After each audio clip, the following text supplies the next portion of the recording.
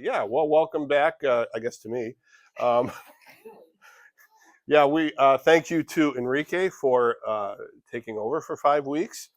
Um, it's a blessing to know that there are people that you can just do that. I hope. I'm sure he spent the first 3 weeks just correcting all the things I said. Maybe four. I don't know. It's something like that. So we're back. We were in Turkey and Greece. So yeah. So that was. I thought about trying to, kind of come in and say, here's a picture of me in Greece, and here's a picture of Debbie in Greece. Maybe next week or maybe the week after. Once I figure out how to, utilize all this stuff, I can do it at Bolingbrook High. I know how to. Is there an HDMI cable? You just turn it on, and I don't know. Don't answer that now. So we'll, sometime some of that. It was a great trip. We had a great time. We no sooner did we leave Istanbul than the president or the prime minister, I believe, arrested the mayor, and now there's protests in the streets. So we just missed it. We left Taiwan a few years ago, just before COVID came in, and we left. My son and I left Haiti just before the president was killed. So draw your own conclusions about what effect I have on international travel. But when I call the airlines, I get disconnected because nobody wants me. But so I've been gone for 5 weeks, so that's a lot of what happened on this day in history. So buckle up. No. All those important things you missed. But it was on this date in 1453, April 6th, and this has to do with our trip. It was on this date that Sultan Mehmed II began the siege of Constantinople, which ultimately fell by May 29th, which ended the Byzantine Empire, which was the eastern version of the Roman Empire. It's one of the things that I didn't realize until we traveled to Istanbul, and I read some a couple of books about it and all of that, people who lived in the Byzantine Empire did not call themselves Byzantines. That was not how they referred to themselves. They would have referred to themselves as Romans, because they were the Roman Empire. The Roman Empire moved its capital from Rome to Constantinople in about 350, somewhere in that area, somewhere in the 4th century. And certainly by the time of 476, when Rome fell, the Roman Empire was headquartered in Constantinople. So that was the start of what came to be known as the Ottoman Empire, which lasted for another 600 years. So when you go around Istanbul, you have different, eras that you're dealing with. You've got the pre, civilization, and then you've got the Byzantine Roman era, then you've got the Ottoman era, and then you've got the modern era. But it was really interesting. It was a lot of fun. The tour was great. On this date in 1528, Albrecht Dürer died. Albrecht Dürer was a German Austrian painter, artist. He's the Praying Hands is an Albrecht Dürer. We knew someone once, Tom, I forget his last name now, who actually owned a Dürer painting. It was small. It was a little teeny tiny thing. What's that? That's a Dürer. Really? It is? Yeah. Real? Yeah. So, but yeah, he died on this date in 1528. Speaking of dying, it was on this date in 1593. John Greenwood and Henry Barrow were hanged in England. This is in 1593. They were hanged for refusing to line up with the Anglican Church. And I always love to point out these times when the Protestants are killing the religious dissidents, and this is one of them. Barrow and Greenwood were separatists, or as we would call them today, Congregationalists. They believed that each unit, each local body should support its own, it should make its own decisions. It was a Congregationalist approach. And this did not go over well in England, even in the time of Elizabeth. So this was where Protestantism was supposedly the way, as long as it was Anglican Protestantism. You had freedom of religion as long as you were Anglican. So, and if you weren't, then they killed you. So they were killed. The two had met, and this is something I learned. The two had met in 1587, while one of them was visiting the other in a famous London jail called the Clink. Did anybody know that there was an actual, I mean, it was around for 500 years, called the Clink. That was the name of the jail. It was so has anybody heard the expression thrown into the clink? That's where it's from. There was an actual, I mean, there's a sign on it, the clink from 1100 to 1680 or something like that. So yeah, it was an interesting thing, you know. See, I learned stuff with this as well. In 1830, Joseph Smith and 5 others organized the Church of the Latter-day Saints. This is a big day in Mormon history, just so you know. So if you see any of your Mormon friends celebrating, this is why. So first of all, it was on this date in 1830 that Joseph Smith and 5 others officially organized the LDS Church. Okay, it was on this date in 1841 that they laid the foundation for the second Mormon temple in Nauvoo, Illinois. Okay, has anybody been to Nauvoo, Illinois? It's an interesting to go there. That's where Joseph Smith was actually killed. His prison, he was in prison there, et cetera, et cetera.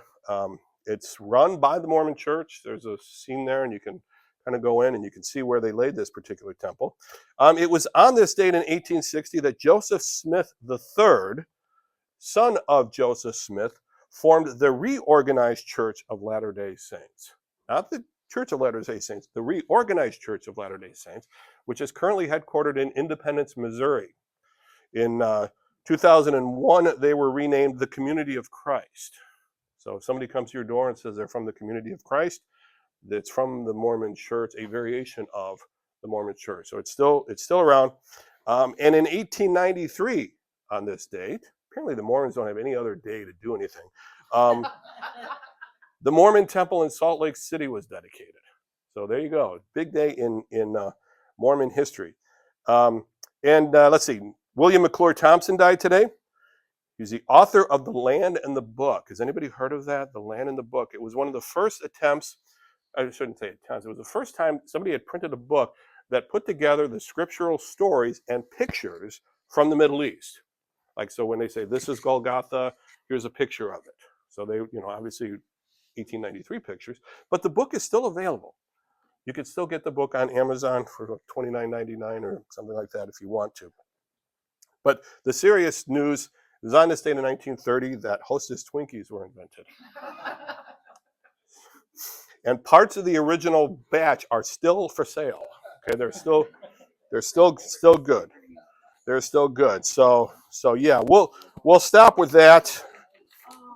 We'll stop with that as far as things that happen on this day. Okay, I have titled today's lesson, "The King is Dead, Long Live the King." If you've ever seen any movies or representations that whenever the king is dead, king dies, they have this "King is dead, long live the king" kind of thing. Previously on our lesson, we were talking about several things. I want to kind of call your attention to a couple of things that are going to come into play today. First of all, remember in 1 Samuel 15, Saul was given a task to do. He was told by God and Samuel to go out there and totally destroy the Amalekites. Okay, he was told, go out there and totally destroy the Amalekites. Yeah, you had one job to do, right? Totally destroy the Amalekites. Okay, Saul fails to do this, and Samuel confronts him.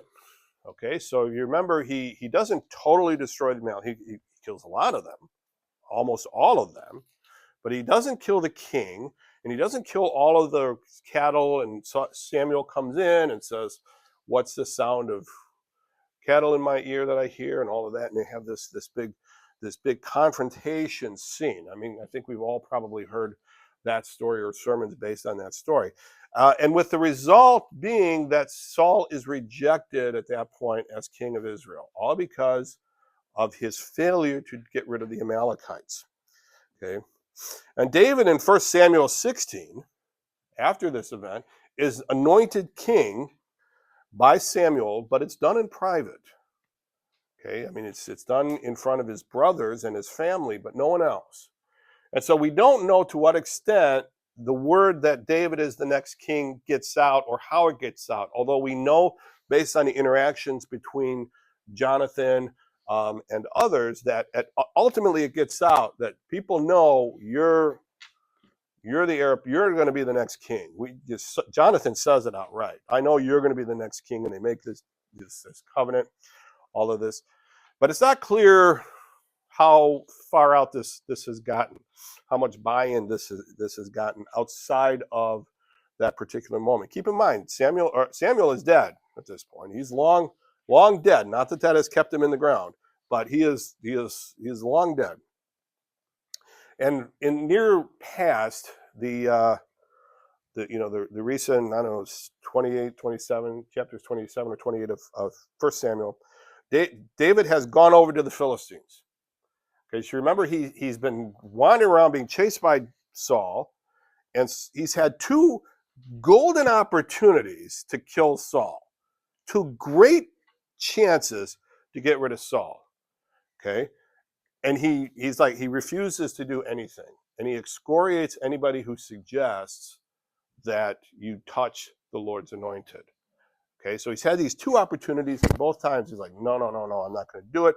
But then after that, even though Saul has once again promised that, oh no, you're more righteous than I, and I won't touch you, etc., etc., David says, listen, it's not safe here. Saul is just going to keep chasing me, so I'm going to go over to the Philistines. And so he does. So he goes over to the Philistines, and if you remember our story, the Philistines are amassing for a major battle against Saul. Now, these two stories, what happens to David in Ziklag and what happens to Saul on Mount Gilboa, are happening simultaneously. Okay, I'm not going to try and harmonize it or anything like that exactly, because you really can't. But you just know while this is going on as well. So like while Saul is fighting here, David is fighting here. Okay. So let's see. In fact, David is busy fighting and is destroying David, having gone over to the Philistines, 2 Samuel 27:1, is nowhere near Mount Gilboa when Saul is slain. Okay. So if you think about it, this is a good thing, because nobody can say that David had anything to do with it, right? So David he's got an alibi, okay, for lack of a better word, okay. In fact, where is David? He is busy fighting and destroying who? The Amalekites.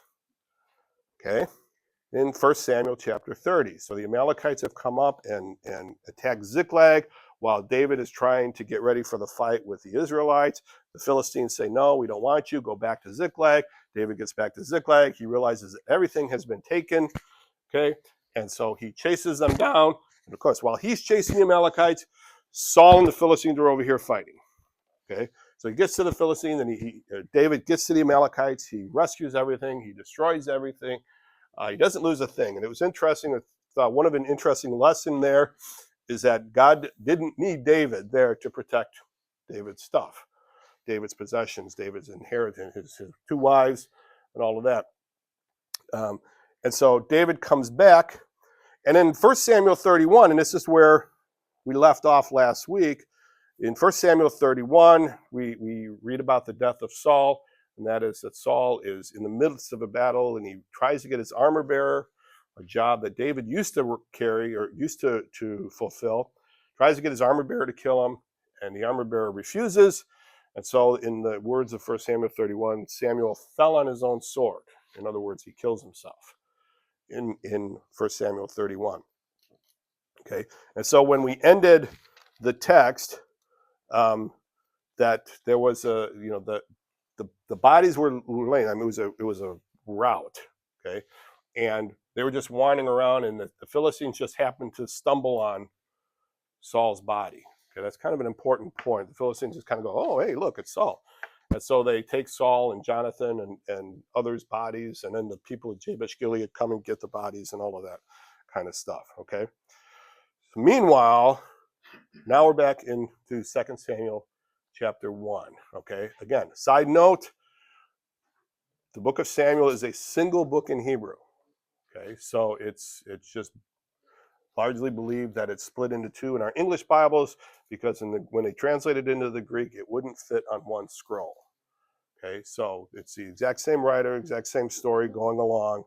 Okay, so it is an artificial, just like the chapters and the verses are, it's an artificial division. Okay, so it just continues the story in 2 Samuel chapter 1. Okay, so again, remember that Saul's death and David and Ziklag are happening simultaneously, or you can just write at the same time if you don't want to write simultaneously. Okay, so in chapter 1, 2 Samuel chapter 1, after the death of Saul, David returned from striking down the Amalekites and stayed in Ziklag 2 days. Okay, so on the third day, a man arrived from Saul's camp with his clothes torn and dust on his head. When he came to David, he fell to the ground to pay him honor. Okay, so this guy knows David is a person of authority. This guy, maybe he knows that David is destined to be the next king. Maybe he's heard some things. Okay, but whatever. He comes and he bows to the ground in a similar way that Abigail did. Remember Abigail, Nabal's wife, comes and bows to David. And remember when we talked about that particular story, all indications were her entire speech, she's in a bowing position. Okay, that's the way the text puts it. She could have stood up. That's fine. Okay, so the man with cords, clone, and dusty arrives with news for David. So this is a guy who clearly has traveled a long way. He clearly has been in a hurry, hasn't stopped to clean himself up. He's got something to say. Okay, so and he probably looks enough different that he can get to David. That David, they realize, oh, because maybe he says, I've got news, I've got news, I've got news, I've got news for the king, I've got news for the king, kind of thing. This is interesting. Kind of contrasts. David is just sort of waiting to hear because he knows that the Philistines and the Israelites are fighting, right? He knows this because he was supposed to be a part of that. He doesn't know what's going to happen. He's just kind of waiting to see what happens. It's kind of interesting that later on in 2 Samuel, we'll get another couple of examples where David is literally sitting waiting for the news. He's just sitting at the gate waiting for news. So here he's sitting on it in Ziklag, and he says, where have you come from, David asked him. He answered, I have escaped from the Israelite camp. Okay, so when you describe your exit from something as an escape, that doesn't really bode well for your time there, does it? I escaped. You know, okay, oh, I was just having the time of my life in Istanbul, but I escaped.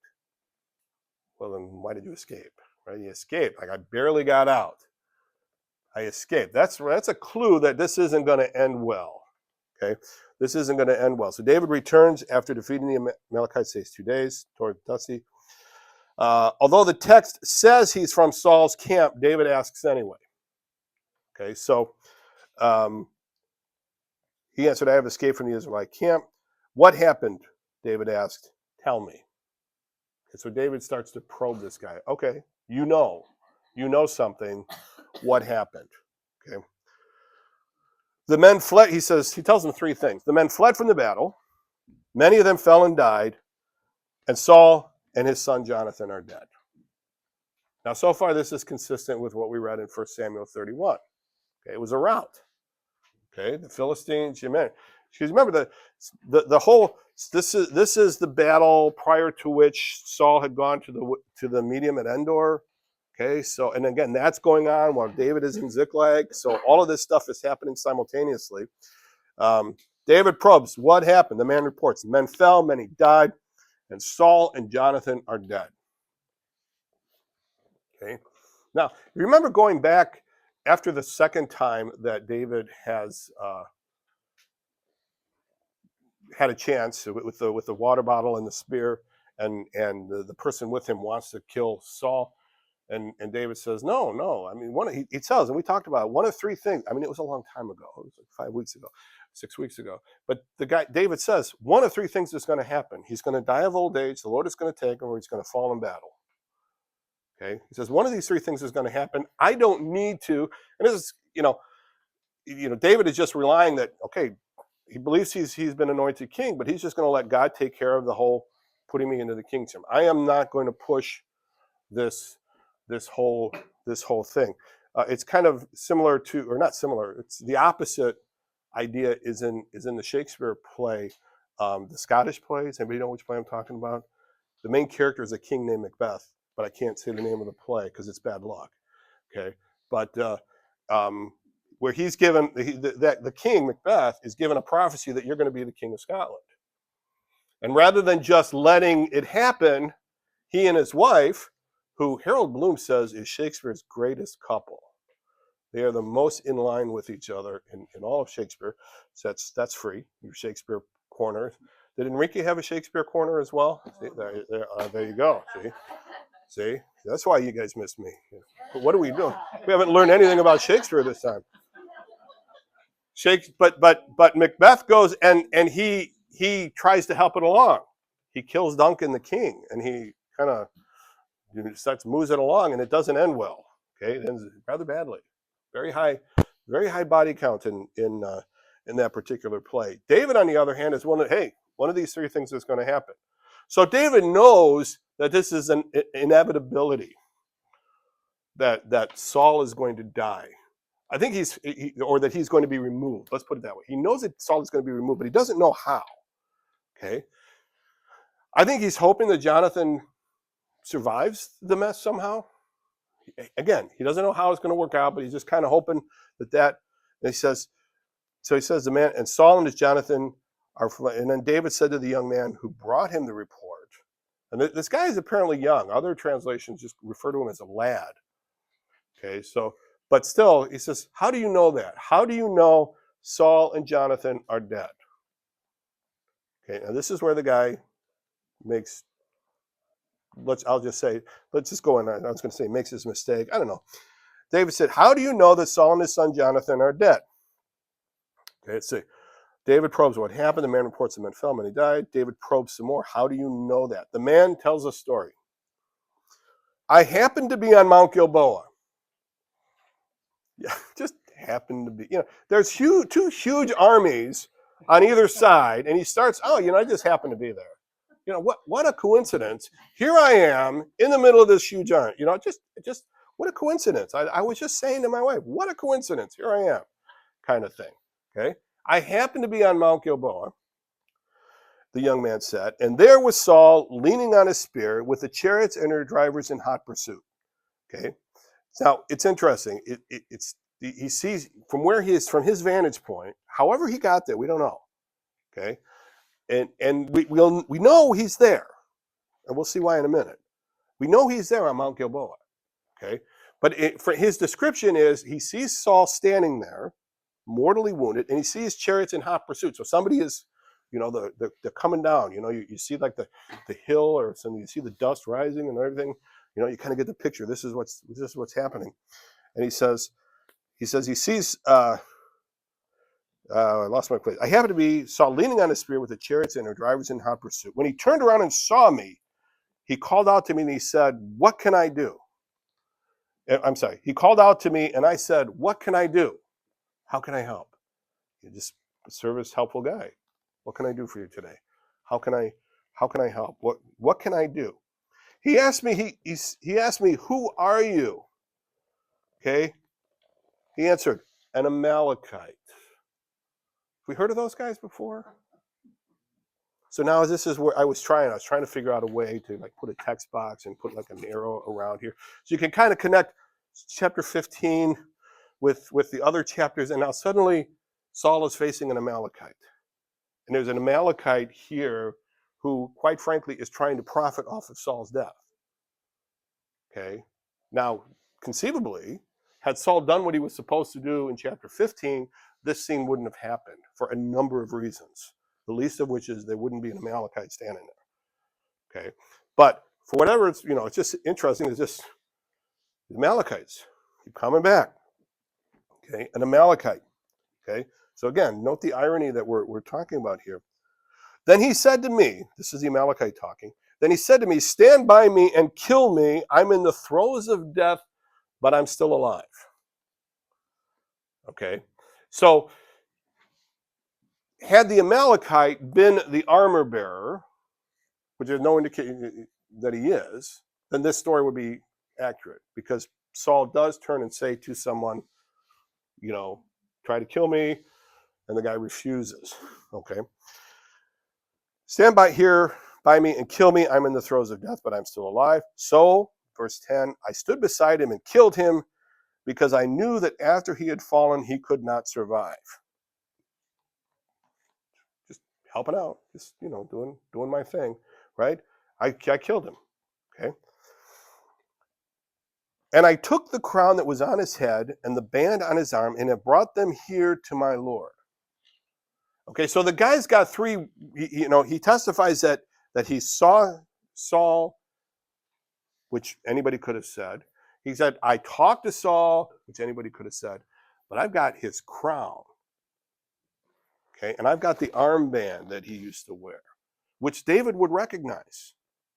Okay, so we know this guy was at Saul's body sometime around his death. Okay, and we also know from chapter 31 that at the time, they didn't realize that they had killed Saul. Remember, they discovered Saul's body. Or maybe they knew they believed they killed Saul, but they didn't know where he was. So there's clearly within the narrative, there's a story, there's a period of time where Saul is lying there dead. Okay? And again, how would you know it's the king? Well, he's got the crown. Okay? He's got the crown, he's got the armband, and the man gets it. Okay? Now, in one universe, this should be good news to David, right? Finally, the guy who was my obstacle is out of the way. Okay, he's gone. The Lord took care of him. I was in Ziklag. I was miles away. Nobody can pin this on me. I had nothing to do with it. Everything is great. This should be great news. This is what the Amalekite is counting on, right? I mean, why not be the bearer of good news? So what the Amalekite doesn't realize is that it isn't good news to David, which is a really interesting, an interesting response. I mean, David understands that he's the next king, but he's not the present king. And we've already seen this might be David at his finest moment here. David has every reason to gloat. David has every reason to be happy. And what does he do? It says, David said, then David and all the men with them took hold of their clothes and torn them. They mourned and wept and fasted till evening for Saul and his son Jonathan, and for the army of the Lord and for the nation of Israel, because they had fallen by the sword. Okay. Again, David has every reason, and now I'm kind of wondering what's going through the Amalekite's head at this point. This isn't, maybe this isn't going, maybe he's like, I've got a bad feeling about this, or this isn't going the way I thought it was going to go. Okay. But I think David, and we'll find out here in a minute, I think David was genuinely distraught over this. I think he was really, it's like he wished it could have ended a different way. David, Saul either. David didn't ask to be anointed king. Okay. But God put him in this position, but maybe he was hoping that maybe there would be, Saul would live a long, happy life. He would die of natural causes, and David would be brought in. Maybe that was his goal. Maybe that's how he thought it was going to work out. Okay, or maybe that's how he hoped. I'm speculating. Okay, again, this is my speculation at this point. Okay. David said to the young man, let's make sure I've got what happened. The man tells a story. I happened to be on Mount Gilboa. See, that's my favorite phrase. I get a kick out of that. I saw Saul, who was clearly dying or almost dead. I, the man that is, told Saul that I was an Amalekite, and then Saul asked me to finish him off, so I did. Okay. As proof, the man shows the crown and the armband from Saul. David and all the men with him loudly mourned for Saul. Okay, so again, Saul and Jonathan and the rest. There's more to it, but I think he's truly sad about the death of Saul because he was his king. Okay, he was his father-in-law. Had been, is. It's kind of a weird. We're going to get back to that. Michael's coming back, just so you all know. But so David said to the young man. Now the NIV refers to him as a young man. David said to the young man who brought him the report, "Where are you from?" So he's kind of, I don't know, is he double checking the details? What, or he knows because guy told him the story. The guy tells him. Maybe he just wants to make sure he says it. I am the son of a foreigner, an Amalekite, he answered. Okay. So David confirms with the man, where are you from? Answer, he is an Amalekite. And then David asks the $50,000 question. Okay. And I've got this down at the bottom of your page again. It says, why weren't you afraid to lift your hand to destroy the Lord's anointed? So, I wonder if the Amalekite is going, ooh, this is really not going the way I thought it was going to go. This is not the plan. Okay. But this is totally consistent with what David has said prior. David had 2 golden opportunities that we know of to take care of Saul once and for all. I mean, solidly. Remember, the one guy said, listen, I will take 2 hands on the spear and drive it through the ground. So it's not going to miss like he missed when he threw him at you. And David was like, no. Who? We don't mess with the Lord's anointed. Okay. You don't touch the Lord's anointed. Now again, David is now also the only Lord's anointed. And that's kind of one of those things that when you start killing off kings and you take over the kingdom by killing the king, that kind of sets you up to go, well, speaking of Hamlet, notice that smooth segue. There's another Shakespeare play. There's a scene where Claudius, who, and again, I don't want to give anything away, but Claudius's route to the kingdom is through some what we should call nefarious means, and he's threatened, and his wife is trying to protect him, and he stops her and he says, basically, this is the Stan version of it. He says, "Don't worry, I'm a king. Kings are protected," says the guy who knocked off the previous king. Kind of kings have a weird sort of protection. Okay, doesn't end well for that guy. But I don't want to discourage anybody from seeing Hamlet. It's a great play, but so David is like, and that's one of those questions. I don't know if the guy had answered. I don't know how long he waited. It's kind of interesting. We just watched this whodunit, The Residence. Has anybody watched The Residence? I think it's on one of the streamers. It's a detective, and it's an interesting, great. We enjoyed it. A lot of swearing, but other than that, but one of the things that this particular detective does is she asks a question, or doesn't ask a question, and just sits there and waits for the person, and the person gets awkward and starts saying, well, kind of thing, and start blurting out stuff and things like that. I don't know how long David waited.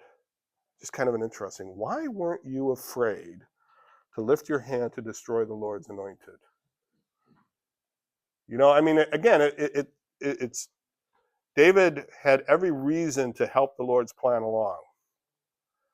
And sometimes we're in a similar position to that. We're like, we know the Lord wants this to happen, so we're going to just help it along somehow, using whatever means we have. And obviously, in whatever the Lord's plan happens to be in your world, we are to be active and doing things and things like that. But just sometimes you just like, okay, maybe we should just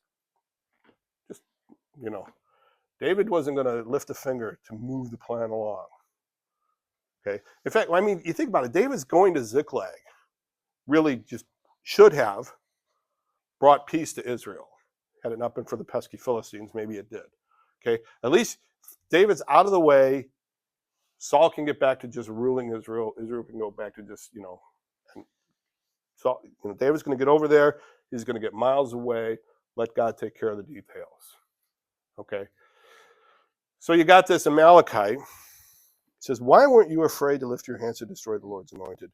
Then David called one of his men and said, go strike him down. Kill him. David he's a military ruler, right? So he executes him. Okay. So he struck him down and he died, for David had said to him, your blood be on your head. Your own mouth testified against you when you said, I killed the Lord's anointed. Okay. So David and all the men with him loudly mourned for Saul. David confirms with the man where you're from. He's answered, he's an Amalekite. David questions why the man killed Saul. David has his men kill the Amalekite based solely on his words. Okay? You're either lying or you're either lying or you're what, regicide? What's a person who kills a king? Regicide is the death of a king. Is there a word? Guilty of regicide. You've killed the king. You've killed the Lord's anointed, kind of thing. Or in Deuteronomy 25, and we talked about this when we talked about 1 Samuel 15, the Lord has cursed the Amalekites, and he told Moses and the crew to get rid of the Amalekites. Okay. So what actually happened on Mount Gilboa? Because we have two different stories, right? We have two different stories. Either Saul killed himself or the Amalekite killed himself. Okay? He's dead, we know that. So which of them is true? And this is an interesting textual question. There are some, not a lot, but there are some who would look at this and say, well, clearly you have a contradiction here. Because they can't both be true. Okay? They can't both have happened. This is clearly a contradiction. And so it just shows that there's a problem here, just basically weird textual sources, et cetera, et cetera, et cetera. Okay? But remember when we talked about narrative text, we talked about how do you establish what happened in a narrative text? How do we move the story along? There's a certain levels of credibility depending on what you're reading. And that is when the narrator, when the writer tells you something happened, that's the highest credibility. The writer of the text says this happened, then that's it. But when you have somebody talking, what you have is that person talking. Okay? So all we know based on the text is that the narrator says Saul killed himself, and the Amalekite says he killed him. Okay? So the Amalekite's testimony, as recorded by the narrator, is not as credible as the narrator's testimony. Okay? Because again, it's just that's what he said. Okay? Again, when you have, if you've ever been in a court case, and I hope you never have to be in a court case like this, but if you say I'm going to kill, or I killed someone, I killed a person, and you overhear that, then you're brought into court and you testify, okay, did so-and-so kill such and such a person? Okay, you cannot in court testify that that person killed him. All you can testify to is that he said he did. That's it. You can't, oh yeah, he killed him. How do I know? Because he said so. So all you really know is that he said he killed him. Now you think about this, the Amalekite has every reason to come up with a story. He's walking up, he sees Saul's body, he sees the crown, he sees an armband, he sees an opportunity. Okay, so to me, what happened on Mount Gilboa? Saul killed himself. Okay, Saul killed himself, and this Amalekite is lying. So again, you have to be careful when you go the Bible is all true. The Bible lies all through it, and here's one. Okay, I know it's not the same thing. The Amalekite's lying. He's just trying to make a buck. He thinks this is going to be a great thing. He's got several things working against him that he doesn't realize. He doesn't realize David's not crazy about the Amalekites, and neither is God. Okay? He doesn't realize that David is not going to lift a finger against the Lord's anointed, and he doesn't realize that all of his men agree with him. This is like walking into a room with a great idea that everybody hates. Like I walk in and say, you know what I think we should do? I think we should all do this. And nobody, you realize, I don't know if that's ever happened to you. You have an idea or you suggest something and everybody thinks it's the dumbest idea ever. Happens to me all the time, but I'm just saying. Yeah, kind of, hey, Deb, let's do this. That's the dumbest idea ever. No, I'm just kidding. Every once in a while I come up with a good one. Every 2-3 years. Something like that. Am I better than I used to be? I'm not kidding. So the guy, again, we know that there was a moment in time where Saul's body is laying there. We know that there's people, the Amalekites could have been part of, he could have been a slave. He could, they had an Egyptian who was a slave. He could have been there for any number of reasons. He just happened to be wandering around, checking out the nature, checking out the trees. I don't know, but he's there, sees an opportunity. He's lying. Okay. And Most scholars, except those who are really just bent on destroying any sort of credibility to the Bible, will agree that the Amalekite is lying. That's like the easiest explanation for what's happening there. He said, "Your blood be on your own head. Your own mouth testified against you when you said, I killed the Lord's anointed." David, it's interesting. David doesn't care really about how the Lord died. Or I'm sorry, how Saul died. Okay. He's just like, just the fact that you would say that, that's, again, the justice system was a little different back in ancient Israel than it is today. Okay. Any questions here before I get into the lament? Any questions about it? About what happened? I mean, what we see here is God is moving his plan along. Okay. And he's moving his plan along without David being implicated. And it says here in beginning in verse 17, David took up this lament. David takes up a lament, in this case, what I'm calling a mournful poem. Okay, David takes up a lament concerning Saul and his son Jonathan.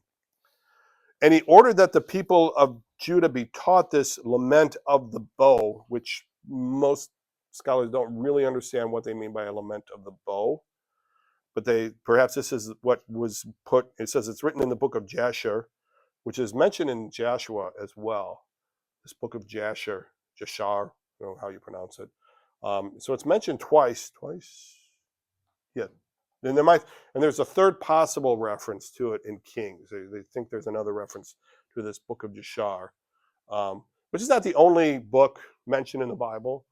There are other references or other sources. I don't think it takes away from anything when we say that the writers of the Old Testament or the New Testament refer to other sources to get information.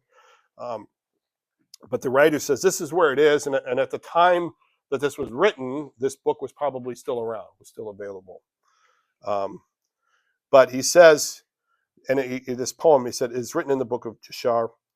A gazelle lies slain on the heights, on your heights, O Israel, how the mighty have fallen. And this is kind of the theme of this. It's repeated 3 times, how the mighty have fallen, kind of thing. And of course, David is a king.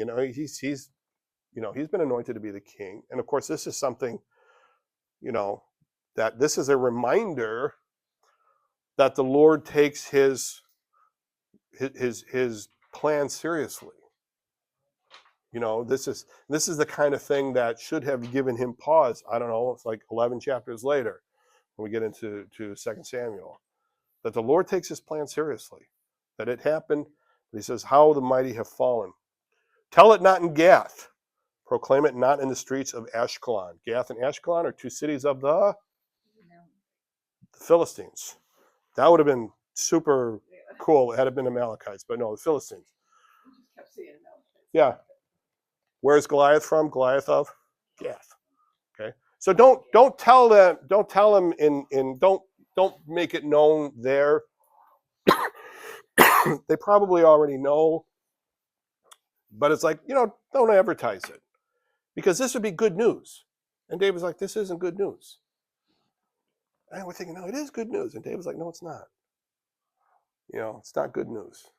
Because what would they do in Gath? They'd be cheering, they'd be chanting, they'd have protests with "Down with Saul" signs, things like that. Okay. Lest the daughters of the Philistines be glad, lest the daughters of the uncircumcised rejoice. Let's not make them any happier than they need to be. Mountains of Gilboa, may you have neither dew nor rain. May no showers fall on your terrace fields. For there the shield of the mighty was despised. The shield of Saul no longer rubbed with oil. And basically, that's just thought that the shield itself would have been either wooden or some sort of iron. It was probably wooden because if you remember earlier that the Israelites had little access to metal and metal shields and things like that. But it might have been metal, but it would have had a leather cover, and the leather cover would be oiled so that it would encourage, like if a sword were to hit it, to slip off.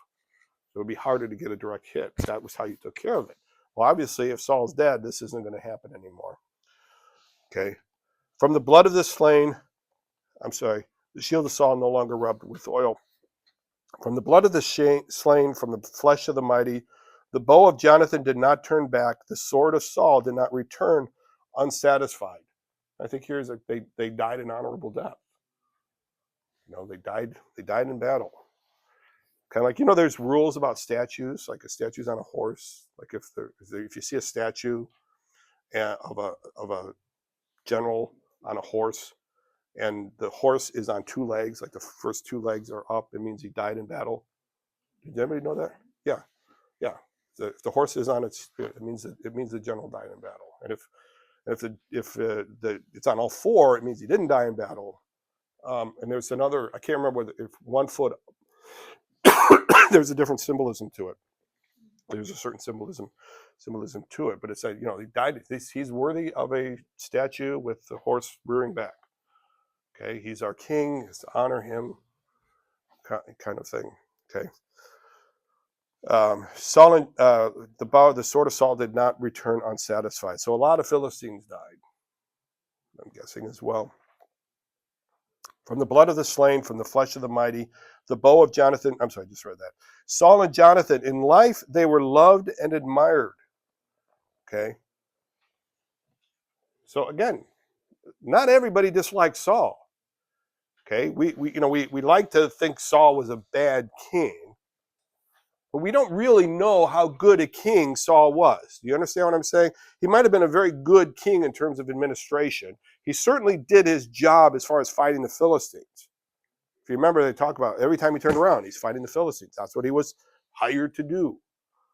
Okay, he wasn't an obedient king. He wasn't. He tended to get stuck on himself. But as far as being a king, doing kingly stuff, holding babies and having press conferences and all that, maybe he was very good at it. We don't know. But there were people that liked Saul. There was even as you go through, as you read through Kings and in the Chronicles and some of the stories, there are people who don't want David to be king. Think Saul should be king, should have been king, or Saul's family should be king. Okay, and that's going to come back a little bit later as we talk about it. And in death they were not parted. They were swifter than eagles. They were stronger than lions. Daughters of Israel, weep for Saul, who clothed you in scarlet and finery, who adorned your garments with ornaments of gold. Okay, so perhaps he's pointing out that Saul did bring some benefits to Israel. He unified the country. He was able to keep the Philistines at bay. Okay. How the mighty have fallen in battle, verse 25. Jonathan lies slain on the heights. I grieve for you, Jonathan, my brother. You were very dear to me. Your love for me was wonderful, more wonderful than that of women. Okay, so now he's grieving his brother, Jonathan. And just a side note, don't read any more into this than is there.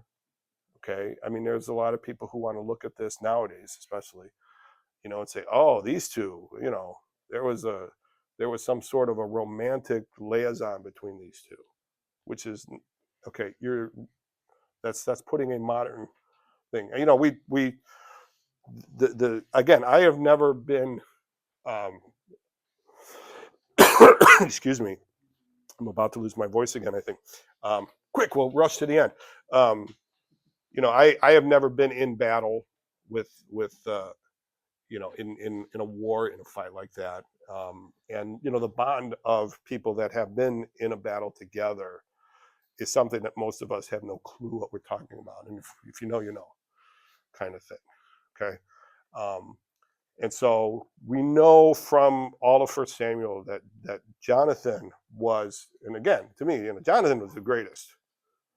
He's like, to me, the hero of the book of David. He's the one person in the book of David or in the book of Samuel, that really nothing bad is said about. Everything he does is exactly what was supposed to be done. Okay, we talk about Jonathan and all the David's great things, but Jonathan had great things too. Okay, and again, one of my goals is to build up Jonathan, greatest of all time. Jonathan should have been king. Jonathan would have probably made a great king. Okay, but he recognized he was, the idea of a somebody who was like a servant leader, somebody who wanted the best for the country. He knew that David was going to be the king, and he was, of anyone who should have been upset about David being king, it was Jonathan. He had every right to be angry about the whole thing, to be upset, to be just distraught over it. Yet he's the one that says, I know you're going to be the king. God's going to bless you. Just don't kill my family. Which is, I'm not trying to be funny. That's literally what he says, kind of thing. And so to me, Jonathan is the greatest. And so when people go, oh, Jonathan, come on. Just let it be what it is. How the mighty have fallen, the weapons of war have perished. Don't tell it in Gath, but tell it in Israel. David has special words for Jonathan, who he calls his brother. Don't read into this lament any more than was intended to be there. And finally, the last question, the true or false question. David is now the king of Israel. True or false? How many say true? No, he's not. David is anointed the king of Israel, but nobody knows that yet, or not enough people know that yet. And now we're going to find out that actually one of Saul's sons just announces himself as king, I think. And then there's going to be some issues, and it's like, depending on which text you go, there's like 7 years before he becomes actually the king of all of Israel. There's a textual question there. And in our next chapter, we'll talk about how he becomes the king of Judah. We'll take over that, because there's a period of time at this point going in. So, any questions? All right. Thank you very much for coming, and hope to see you again next week.